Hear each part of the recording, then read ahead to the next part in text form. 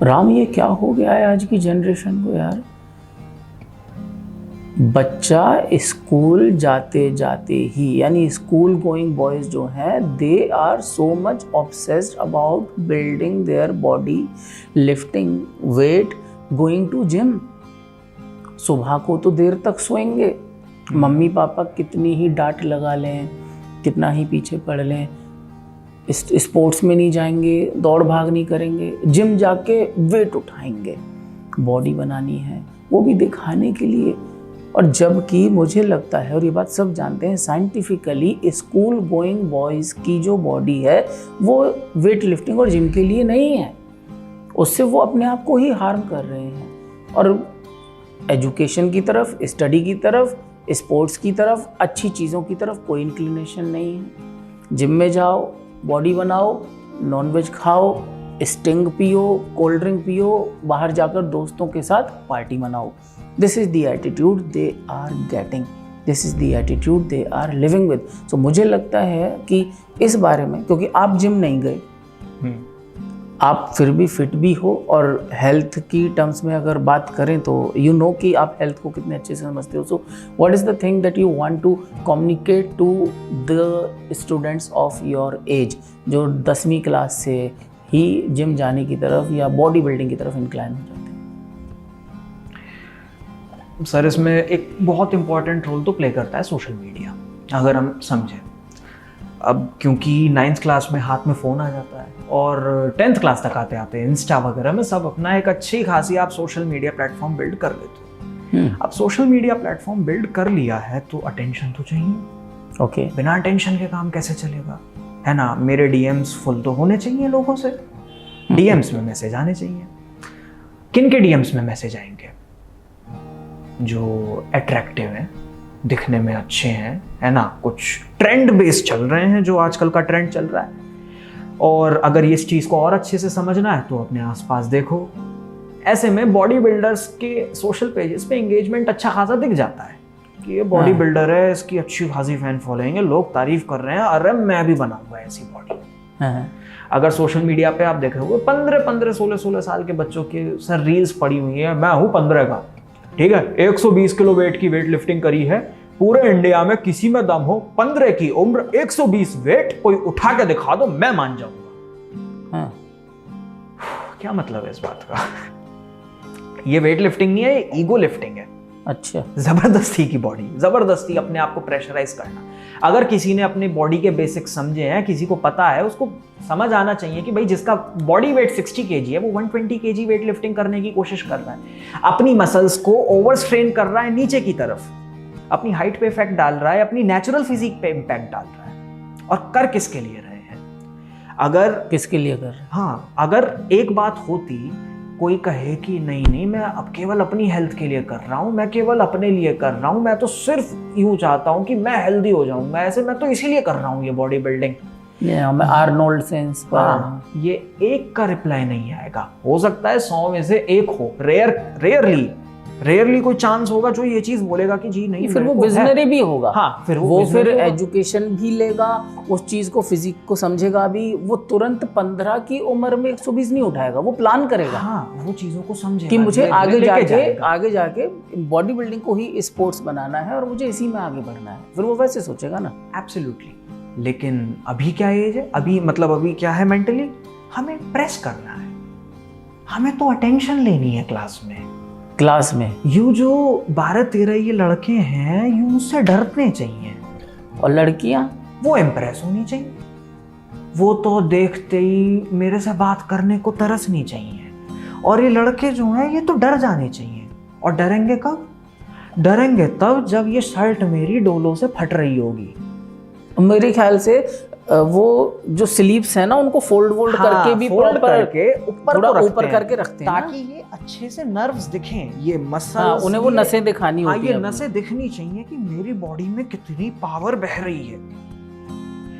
ये समझ नहीं पा रहे हैं कि ये जो पावर वो दिखाने की कोशिश कर रहे हैं, ये 16-17 साल की एज में जो सोच रहे हैं कि हम किसी को इम्प्रेस कर देंगे, 18-20 की उम्र तक आते आते अपनी क्या हालत कर लेंगे। क्यों?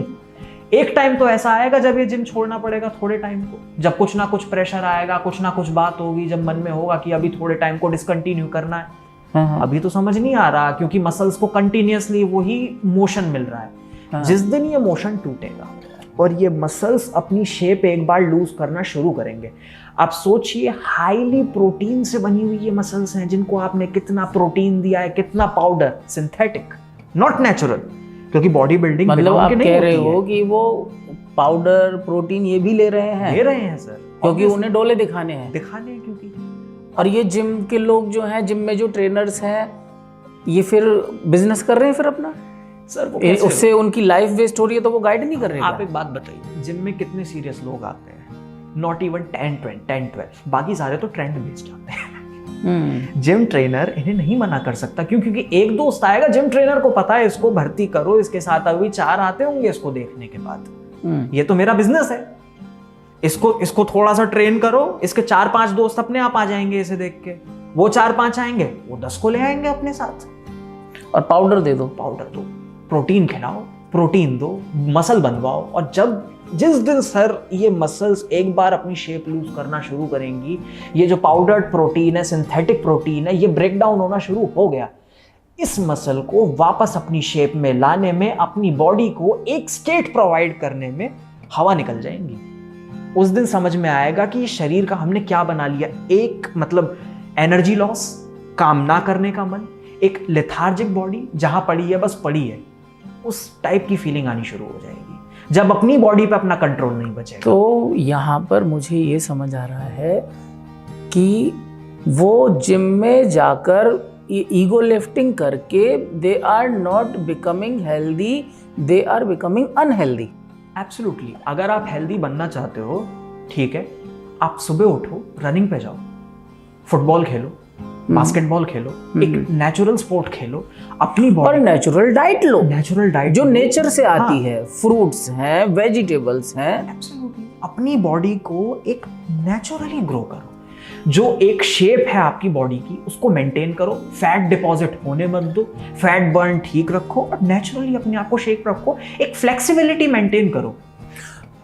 मैं यहाँ शेयर करूँगा, एक बीबीसी ने अभी कुछ साल पहले की बात है, 120 साल के बुजुर्ग आदमी को वर्ल्ड का फिटेस्ट आदमी घोषित किया, और उस आदमी का ये कहना था कि लचक जवानी, अकड़ बुढ़ापा। तो ये जो यूथ है ये अकड़ की तरफ भाग रहा है, तो ये बुढ़ा हो रहा है अंदर से, और जो समझदार हैं वो लचक की तरफ जाते हैं। तो हमें फ्लेक्सिबिलिटी को एम्ब्रेस करना है, ना कि स्टिफनेस को। एब्सोल्युटली सर, क्योंकि आपने बुढ़ापे वाली बात करी तो इसमें एक पॉइंट ऐड करना चाहूँगा, इसके बायोलॉजिकल रीजंस भी हैं। आप जितना ज़्यादा अपना टेस्टोस्टेरोन बूस्ट करने की कोशिश करते हो इन एक्सरसाइजेस से, इन सप्लीमेंट से, आपकी बॉडी जो उसकी नॉर्मल रेंज है टेस्टोस्टेरोन बनाने की, वो उस लिमिट को एक्सटेंड करती है, क्योंकि मसल कैसे ग्रो होंगी वरना, अगर बॉडी को सिग्नल्स नहीं मिलेंगे एक्सेसिव ग्रोथ के।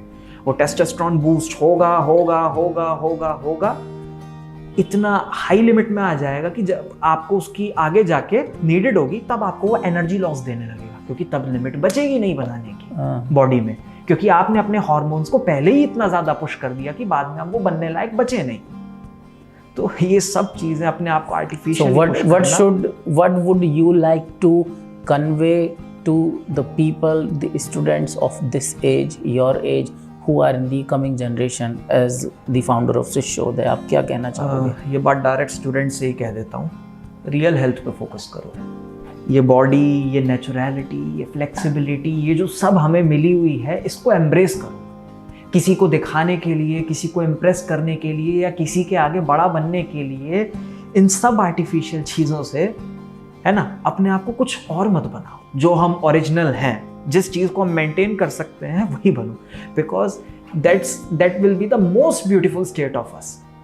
हम उस स्टेट में सबसे ज़्यादा अच्छे लगेंगे, ना कि इस आर्टिफिशियली मैन्युफैक्चर्ड स्टेट में जो हम बना रहे हैं अपने।